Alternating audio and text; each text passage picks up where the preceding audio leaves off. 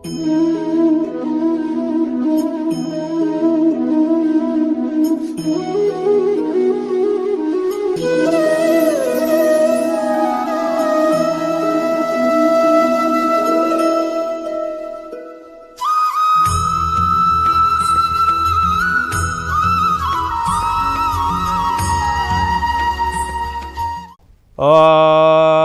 గణానాం త్వా గణపతిగం వవామహే కవిం కవీనాం ఉపవస్త్రవస్తమం జ్యేష్ఠరాజం బ్రహ్మణస్పదాన శృణ్వన్నోతిభిస్సేదసాధనం ప్రణో దేవీ సరస్వతి వాజైర్వాసినీపతి ధీనామమిత్రయవతు గురుర్బ్రహ్మ గురుర్విష్ణుః గురుర్దేవో మహేశ్వరः గురుర్సాక్షాత్ పరర్బ్రహ్మ తస్మై శ్రీ గురవే నమః. సదాశివసమారంభం వ్యాసశంకరమధ్యమాం అస్మదాచార్యపర్యంతం వందే గురుపరంపరాం. నమస్తే అస్తు భగవన్ విశ్వేశ్వరాయ మహాదేవాయ త్రయంబకాయ త్రిపురాంతకాయ త్రికాగ్నికాలాయ కాలాగ్నిరుద్రాయ నీలకంఠాయ మృత్యుంజయాయ సర్వేశ్వరాయ సదాశివాయ శ్రీమన్మహాదేవాయ నమో నమః. విద్యాక్షమాలాసుకపాలముద్రాం రాజత్కరం కుందసమానకాంతిం ముక్తాఫలాలంకృతశోభితాంగిం బాలాం స్మరే వాంగ్మయ సిద్ధిహేతో. ఓం నమః శివాయ. ప్రేక్షకులకి బ్రహ్మవాక్కు కార్యక్రమానికి స్వాగతం, సుస్వాగతం.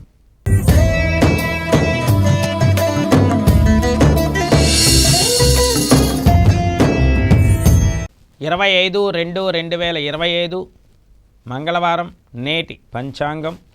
స్వస్తి శ్రీ శ్రీ క్రోధనామ సంవత్సరం ఉత్తరాయణ పుణ్యకాలం శిశిర ఋతువు మాఘమాసం. ఈరోజు సూర్యోదయం ఉదయం 6:28 మొదలవుతుంది. సూర్యాస్తమయం సాయంకాలం 6:02 మొదలవుతుంది. ఈరోజు తిథి మాఘ బహుళ ద్వాదశి ఉదయం 10:32 వరకు, తదుపరి త్రయోదశి తిథి. ఈరోజు నక్షత్రం ఉత్తరాషాఢ నక్షత్రం సాయంకాలం 5:07 వరకు, తదుపరి శ్రవణ నక్షత్రం. ఈరోజు యోగం వర్యాన్ యోగం తెల్లవారుజామున 4:52 వరకు, తదుపరి పరీఘ యోగం. ఈరోజు కరణం తైతుల కరణం ఉదయం 10:07 వరకు, తదుపరి వణజి కరణం. ఈరోజు శుభ సమయం సాయంకాలం 7:07 నుండి 7:31 వరకు. ఈరోజు రాహుకాలం పగలు 3 గంటల నుండి 4:30 వరకు. ఈరోజు యమగండ కాలం ఉదయం 9 గంటల నుండి 10:30 వరకు. ఈరోజు దుర్ముహూర్తం ఉదయం 8:24 నుండి 9:12 వరకు. పునః దుర్ముహూర్తం రాత్రి 10:48 నుండి 11:36 వరకు.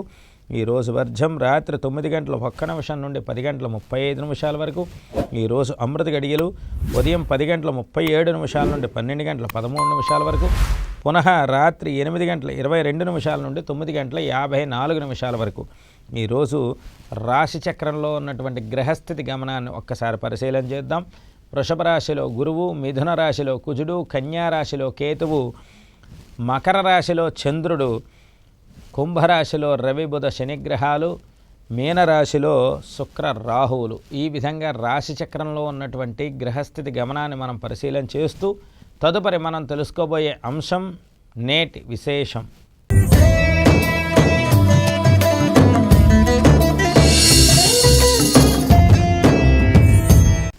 చాలా విశేషమైనటువంటి మాఘ బహుళ ద్వాదశి తత్కాల త్రయోదశి విశేషమైనటువంటి అలభ్య యోగ సంధానంలో ఈరోజు ప్రదోషకాల వ్రతం, తెల్లవారితే శివరాత్రి వ్రతం చాలా విశేషమైనటువంటి రోజు.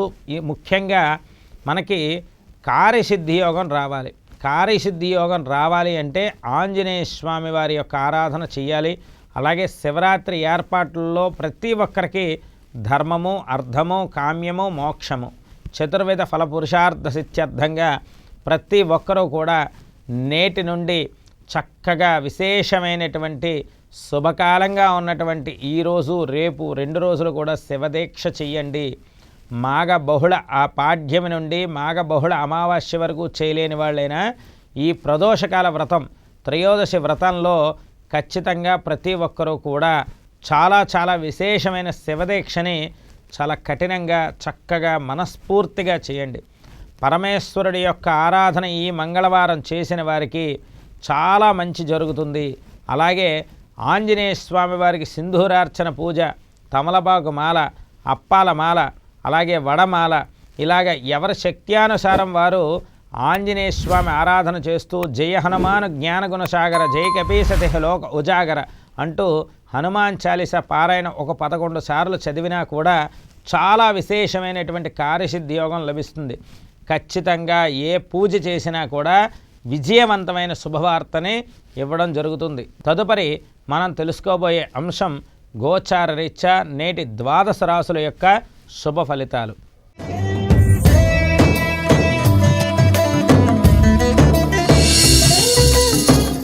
ముందుగా మేషరాశి.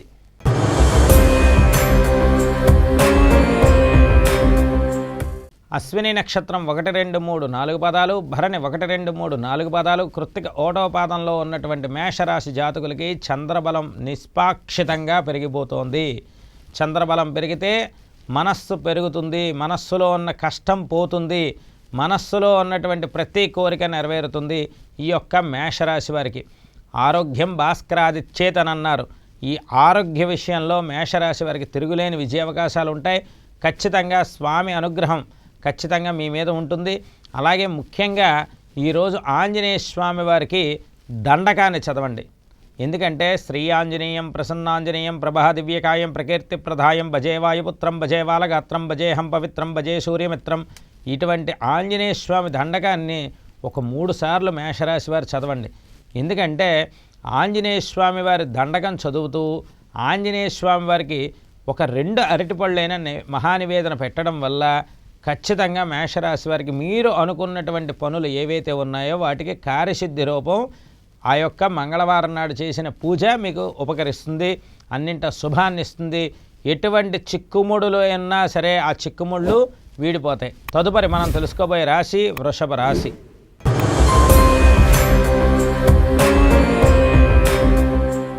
కృత్తికా నక్షత్రం 2, 3, 4 పాదాలు, రోహిణి 1, 2, 3, 4 పాదాలు, మృగశిర 1, 2 పాదాల్లో పుట్టినటువంటి ఈ యొక్క వృషభ రాశి జాతకులందరికీ కూడా సాధారణం కన్నా చాలా విపరీతంగా మంచి జరిగేటువంటి అవకాశం ఉన్నటువంటి ఇటువంటి రోజు. అందువల్ల ఈ రోజుని వృషభ రాశి వారు ఏ పని మొదలు పెట్టండి, ఇటు ఆరోగ్య విషయంలో చాలా అద్భుతంగా ఉంటుంది, ఇటు లౌకికంగా చాలా అద్భుతంగా ఉంటుంది, మానసికంగా చాలా అద్భుతంగా ఉంటుంది. ముఖ్యంగా సోదర సోదరీమణుల మధ్య ఉన్నటువంటి వాగ్వివాదాలన్నీ కూడా దూరం అవుతాయి. ఆత్మస్థైర్యం పెరుగుతుంది, ఆత్మబలం పెరుగుతుంది.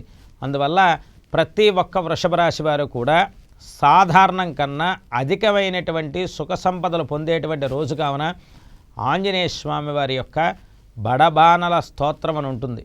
ఆ బడబానల స్తోత్రం 3 సార్లు చదివి స్వామివారికి ఒక కొబ్బరికాయ కొట్టి చిన్న బెల్లం ముక్కను నైవేద్యం పెట్టడం వల్ల స్వామివారు సంతృష్టి చెందుతారు. ఆంజనేయ స్వామి ఆరాధన 12 నాడు వృషభ రాశి వారు చేస్తే ఈరోజు ఖచ్చితంగా శుభం జరుగుతుంది. తదుపరి మనం తెలుసుకోబోయే రాశి మిథున రాశి.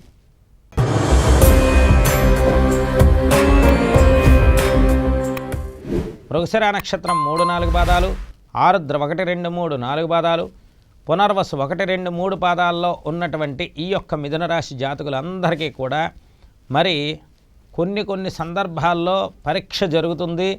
ఈ యొక్క శివరాత్రి నాడు మీకు కూడా చిన్న పరీక్ష పెడుతున్నాడు పరమేశ్వరుడు అనుకోండి.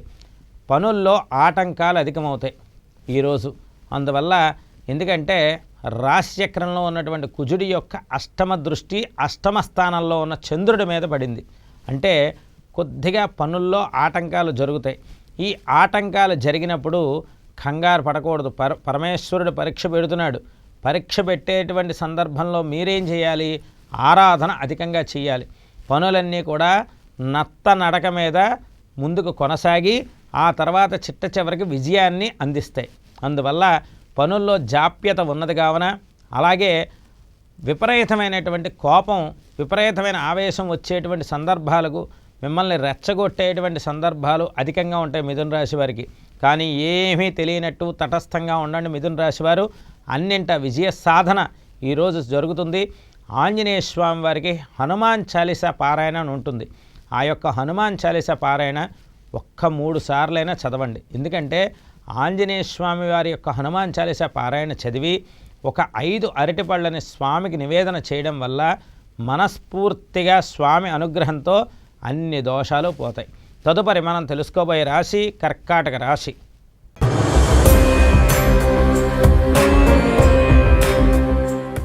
పునర్వసు నక్షత్రం 4వ పాదం, పుష్యమి 1, 2, 3, 4 పాదాలు, ఆశ్లేష 1, 2, 3, 4 పాదాల్లో పుట్టినటువంటి కర్కాటక రాశి జాతకులందరికీ కూడా చాలా విశేషమైన సప్తమ స్థాన చంద్రబలం.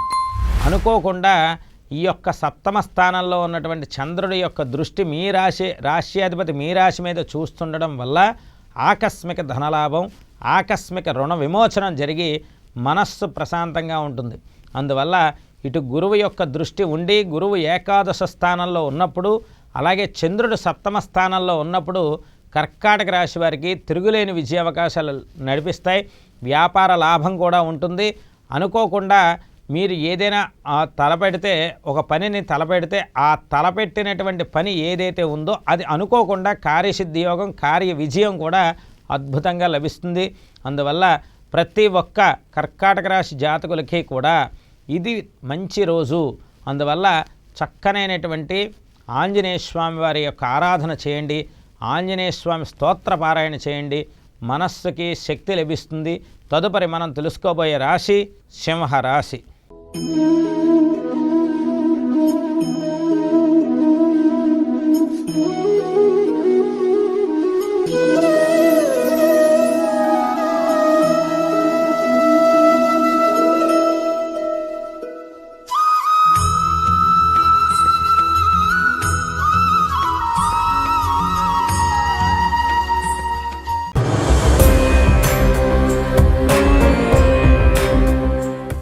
మఖా నక్షత్రం 1, 2, 3, 4 పాదాలు, పుబ్బా నక్షత్రం 1, 2, 3, 4 పాదాలు, ఉత్తరా నక్షత్రం 1వ పాదంలో ఉన్నటువంటి ఈ యొక్క సింహరాశి వారికి గ్రహాలన్నీ కూడా ఒక రకమైనటువంటి మాలికా యోగంలోకి సింహరాశి వారికి పొందుపరిచి ఉన్నాయి.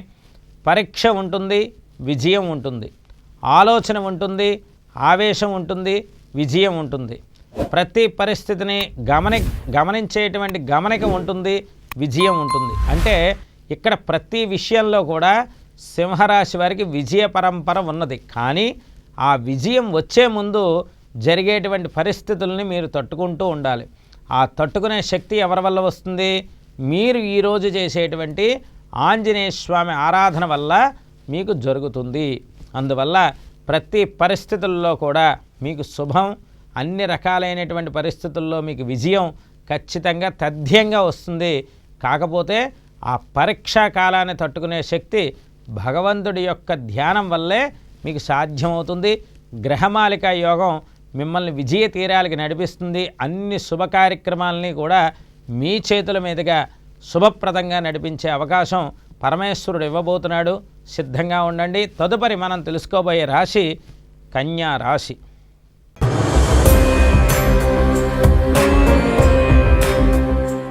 ఉత్తరా నక్షత్రం 2, 3, 4 పాదాలు, హస్త 1, 2, 3, 4 పాదాలు, చిత్త 1, 2 పాదాల్లో ఉన్నటువంటి ఈ యొక్క కన్యారాశి జాతకులందరికీ కూడా సుస్పష్టమైనటువంటి ఆర్థిక లాభం, సుస్పష్టమైనటువంటి పదవి యోగం ఇది కన్యారాశి వారికి చెల్లుబడి అవుతుంది. ఎందుకంటే ఇక్కడ పంచమ స్థానాల్లో ఉన్నటువంటి చంద్రుడు ఏకాదశ స్థానం వైపు దృష్టి పెట్టారు. అంటే కన్యారాశి వారికి ఈరోజు చాలా అద్భుతంగా ఉంటుంది. ఏ పని మొదలు పెట్టండి కార్యసిద్ధి యోగంలో ఉంటుంది.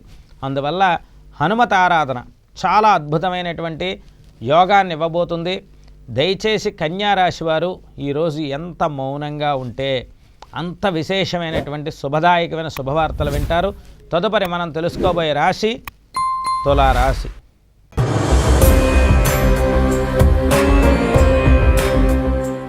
చిత్తా నక్షత్రం 3, 4 పాదాలు, స్వాతి 1, 2, 3, 4 పాదాలు, విశాఖ 1, 2, 3 పాదాల్లో ఉన్నటువంటి ఈ యొక్క తులారాశి వారికి అర్ధాష్టమ చంద్రదోషం వల్ల మీకు దొరికేటువంటి ప్రతి అవకాశం కూడా చేజెక్కించుకోవడానికి చేసే ప్రయత్నంలో కొన్ని ఇబ్బందులు కలుగుతాయి.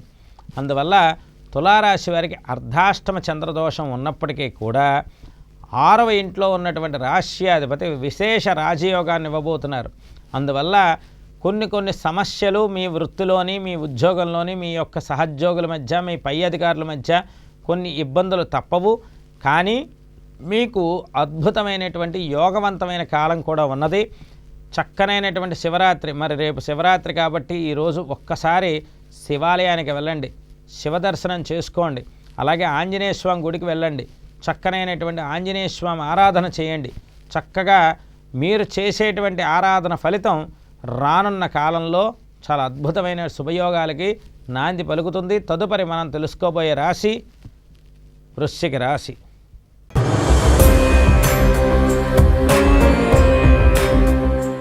విశాఖ నక్షత్రం 4వ పాదం, అనురాధ 1, 2, 3, 4 పాదాలు, జ్యేష్ఠ 1, 2, 3, 4 పాదాల్లో పుట్టినటువంటి ఈ యొక్క వృశ్చిక రాశి వారికి ఈ రోజు నుండి కేవలం ఒక్క గురువు యొక్క అనుగ్రహం ఎక్కువగా ఉంటుంది. మిగిలిన గ్రహాలన్నీ కూడా పరీక్ష పెడతాయి వృశ్చిక రాశి వారికి. ఓర్పు వహించడమే వృశ్చిక రాశి వారి వంతు. ఎందుకంటే ఈరోజు తృతీయ స్థాన చంద్రుడు అద్భుతమైనటువంటి యోగాన్ని ఇస్తున్నారు. అలాగే సప్తమ స్థాన గురుడు యోగాన్ని ఇస్తున్నారు. కాకపోతే ఏకాదశంలో కేతువు యోగాన్ని అదృష్టాన్ని ఇస్తున్నారు. మరి ఈ ఒక్క గురువు తప్ప మిగిలిన గ్రహాలన్నీ కూడా ఎందుకు పరీక్ష పెడుతున్నాయంటే మీ యొక్క శాంతి, సహనం, ఓర్పు. అంటే మీ యొక్క బంధువర్గంలో ఎవరో ఒకరి వల్ల మీకు మనశ్శాంతి అనేది లేకుండా ఏదో ఒక ఆటంకం వచ్చేలాగా, తెల్లవారితే శివరాత్రి ఏర్పాట్లలో ఇబ్బంది వచ్చేలాగా గ్రహాలన్నీ పరీక్ష పెడుతున్నాయి. దాని నుండి రక్షించేటువంటిది గురువు యొక్క అనుగ్రహం సప్తమ దృష్టిలో ఉండడం వల్ల. ఎందుకంటే రాష్ట్రాధిపతి కుజుడు అష్టమ స్థానంలో విపరీతంగా ఇబ్బంది పెడుతున్నారు. అందువల్ల ప్రతి విషయంలో వృశ్చిక రాశి వారు అప్రమత్తంగా ఉండాలి. ఎందుకంటే అర్ధాష్టమ శని, అర్ధాష్టమ బుధుడు, అర్ధాష్టమ రవి, ఇక్కడ 3 గ్రహాల అర్ధాష్టమ స్థానంలో ఉండడం వల్ల బయటికి వెళ్దాము, చక్కగా అన్ని పనులు చేసుకుందాం అనేటప్పటికీ ఇంట్లో ఏదో సమస్య. సరే, ఇంట్లో అన్నీ బాగున్నాయి, బయటికి వెళ్దాం అనేటప్పటికీ బయట ఏదో సమస్య. అందువల్ల ఈ సమస్యల వలయం నుండి బయటపెట్టేది మిమ్మల్ని కేవలం ఆంజనేయ స్వామి వారి మాత్రమే. జాగ్రత్త వహిస్తూ ఉండాలి. ఈ యొక్క వృశ్చిక రాశి వారు నరఘోషగా ఉండేటువంటి జీవితంలో వెళ్ళబోతున్నారు. అందువల్ల కొన్ని రోజులు జాగ్రత్త అవసరం వృశ్చిక రాశి వారికి. ఆంజనేయ స్వామి ఆరాధన చేస్తూ అప్పాలని నివేదన చేసి చక్కనైనటువంటి భక్త జనాభాలందరికీ కూడా పంచిపెట్టండి. వృశ్చిక రాశి వారికి శుభం జరుగుతుంది. తదుపరి మనం తెలుసుకోబోయే రాశి ధనస్సు రాశి.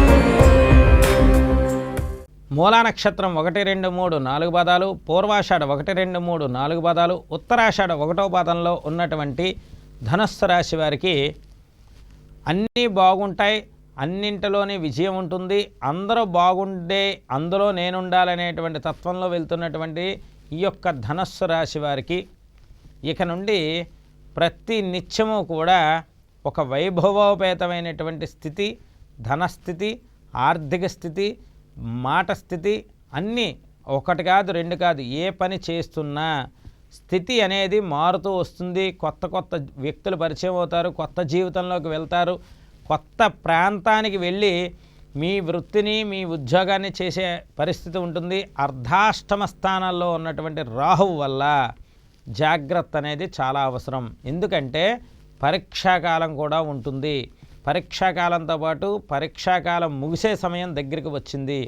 జాగ్రత్త వహిస్తూ ఆంజనేయ స్వామి ఆరాధన చేస్తూ సప్తమ స్థాన కుజదోష నివారణ సిద్ధ్యర్థం, అంటే కుజుడి యొక్క దృష్టి మీ మీద ఉన్నప్పుడు ఎటువంటి చెడు చేయకుండా ఉండడం కోసం కేజీంపావు కందులు చక్కనైనటువంటి ఎరుపు రంగు వస్త్రంతో సద్బ్రాహ్మణ పండితుడికి, మీ ఇంటి పురోహితుల వారికి ఇచ్చి దక్షిణతో సహా దానం ఇవ్వడం వల్ల శుభం జరుగుతుంది. తదుపరి మనం తెలుసుకోబోయే రాశి మకర రాశి.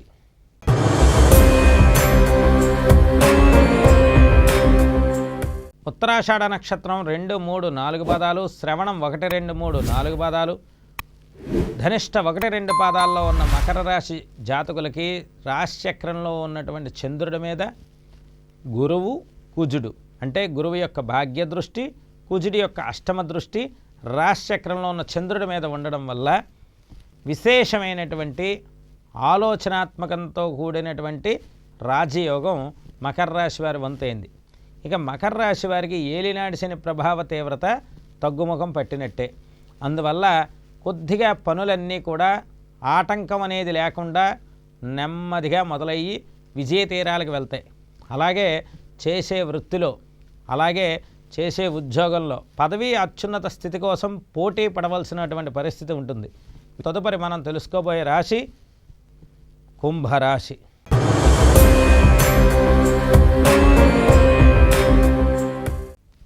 ధనిష్ఠా నక్షత్రం 3-4 పాదాలు, శతభిషం 1-2-3-4 పాదాలు, పూర్వభాద్ర 1-2-3 పాదాల్లో ఉన్నటువంటి కుంభరాశి వారికి ఈరోజు పరీక్షాకాలంగా ఉంటుంది. చాలా పరీక్షాకాలంగా ఉండేటువంటి సందర్భాలు కూడా అధికంగా ఉంటాయి. అందువల్ల ఈ యొక్క పరీక్షాకాలంగా ఉండేటువంటి రోజుల్లో మీరు చేసేటువంటి శివారాధన, ముఖ్యంగా ఆంజనేయ స్వామి ఆరాధన మిమ్మల్ని ఒక రకమైనటువంటి శక్తి సంపన్నులుగా కొనియాడబడుతుంది. అందువల్ల ఈ యొక్క ఆరాధన ఖచ్చితంగా చేసుకోండి. ఎందుకంటే ముఖ్యంగా కుంభరాశి వారికి ధనాదాయ మార్గంలో చాలా ఇబ్బంది కలిగించేటువంటి అంశాలు అధికంగా ఉంటాయి. ముఖ్యంగా ఈ యొక్క రుణ ఒత్తిడి కూడా అధికంగా ఉంటుంది ఈ యొక్క కుంభరాశి వారికి. అందువల్ల చేసే ప్రతి పనిలోని కూడా శుభ పరంపర అవాప్తవడం కోసం హనుమతారాధన, శివారాధన అధికంగా చేసుకోవడం, జాగ్రత్త వహిస్తూ చక్కగా మంత్రోపదేశంతో ఉన్నటువంటి ఆంజనేయ స్వామి ఆరాధన చేయండి. అరటిపళ్ళ నైవేద్యం పెట్టండి, శుభం జరుగుతుంది. తదుపరి మనం తెలుసుకోబోయే రాశి మీనరాశి.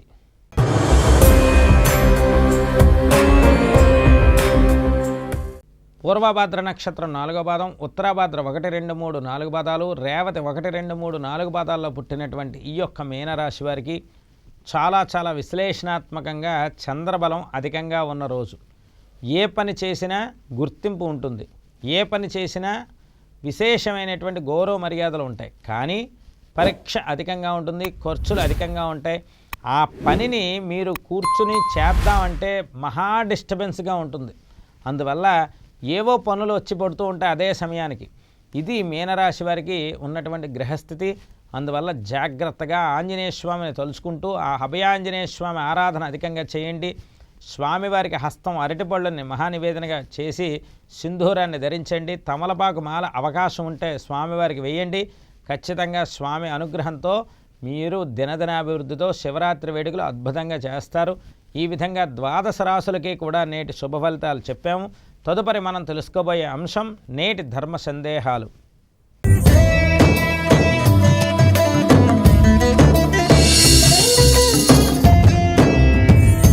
మరి శివరాత్రి వేడుకల్లో మరి తెల్లవారితే శివరాత్రి ఆ యొక్క పరమేశ్వరుడి యొక్క ఆరాధనకి సన్నద్ధమైన భక్త జనావళి అందరికీ కూడా చాలా విశేషమైనటువంటి శుభయోగాలు పొందడం కోసం ఒక చిన్న చిట్కా చెప్తాను, శ్రద్ధగా విని ఆచరించండి.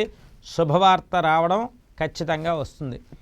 మీకు జాతకంలో ఉన్నటువంటి సమస్త దోషములు నివారణ అవ్వాలి అంటే చక్కనైనటువంటి శివరాత్రి ముందు రోజు, ఈ రోజుని మాధ్యాహ్నిక సంధ్యావందన కాలంలో చక్కగా దీపారాధన చేసుకుని ప్రాతకాలం దీపం ఎలాగా పెడతారు, మధ్యాహ్నం నాడు కూడా కొద్దిగా శుచిగా స్నానం చేసి ఆవునేతి దీపారాధన పెట్టండి.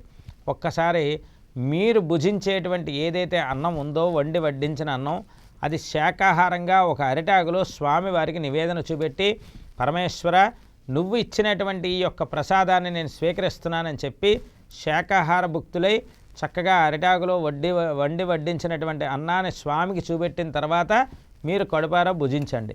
మళ్ళీ సాయంకాలం శుచిగా స్నానం చేయండి. మళ్ళీ స్నానం చేసి రాత్రి అరిటాకులోనే చక్కగా పలహారం చేయండి. ఎందుకంటే ఇక్కడ శివరాత్రి ముందు రోజైనటువంటి త్రయోదశి ప్రదోష వ్రతం నాడు ఏకభుక్తమే చెయ్యాలి. అంటే ఒక పూట మాత్రమే భోజనం చేయాలి. శరీరం కలు ధర్మశాసనం అంటే శరీరం అనేది చాలా పనులకు ఉపయోగిస్తూ ఆ శరీరాన్ని ఆత్మారాముణ్ణి సంతృప్తి చేస్తూ ఉండాలి. అంతేనే తప్ప ఉపవాసం ఉండలేని వాళ్ళు ఉపవాసం ఉండి ఇబ్బంది పడే కన్నా ఉపవాసం ఉండలేనటువంటి వాళ్ళు ఎవరైనా ఉంటే వారు ఏకభుక్తం చేయండి. ఒకవేళ ఉపవాసం ఉండగలము అంటే ఈరోజు ఆహారం తీసుకోకుండా నక్తవ్రతం చేయండి. నక్తవ్రతం అంటే ఉదయం అంతా ఉపవాసం ఉండి రాత్రి భోజనం చేయడం. ఎందుకంటే మరి రేపు శివరాత్రి నాడు ఖచ్చితంగా ప్రతి ఒక్కరూ ఉపవాస దీక్ష చేస్తారు. ఎందుకంటే ప్రదోషకాలం వరకు అభిషేకం ఒక రకమైతే ఆ యొక్క లింగోద్భవ కాలం దాకా అంటే ఉదయం నుండి అర్ధరాత్రి లింగోద్భవ కాలం దాకా అభిషేకం చేసేటువంటి వ్యక్తులు ఎవరైతే ఉన్నారో వారు ఉపవాసం ఉంటారు. 2 రోజులు ఉపవాసం ఉండలేని వాళ్ళు ఈరోజు ఏకభుక్తంతో ఉపవాసం ఉండి శివారాధన చేసి మళ్ళీ రేపు స్వామివారికి చక్కనైనటువంటి మీకు దొరికిన పదార్థాలు ఆవు పాలు, ఆవు పెరుగు, తేనె, పంచదార, నెయ్యి, అలాగే చెరుకు రసం, కొబ్బరి నీళ్ళు, సుగంధ ద్రవ్యాలు, పళ్ళ రసాలు ఏముంటే వాటితో చక్కనైనటువంటి అభిషేకం చేసుకోవడం వల్ల, శివరాత్రి ఉపవాసం ఉండడం వల్ల, ఆ యొక్క పార్వతీ పరమేశ్వరుల కళ్యాణం చూడడం వల్ల ఖచ్చితమైనటువంటి శివదీక్ష పరిసమాప్తి అవుతుంది. స్వామి అనుగ్రహం ఖచ్చితంగా వస్తుంది. నవగ్రహాల చుట్టూ ప్రదక్షిణ చేయడం తప్పనిసరిగా చెయ్యండి. రేపు శివరాత్రి మహోత్సవం ప్రాతకాలంలోనే మన బ్రహ్మవాక్కు కార్యక్రమంలోనే చెప్పుకుందాం. అందరూ కూడా సర్వే జన సుఖినో భవంతు, లోకా సమస్త సుఖినో భవంతు అన్నట్టుగా అందరూ సుభిక్షంగా ఉండాలని మనసవాచ కోరుకుంటూ స్వస్తి.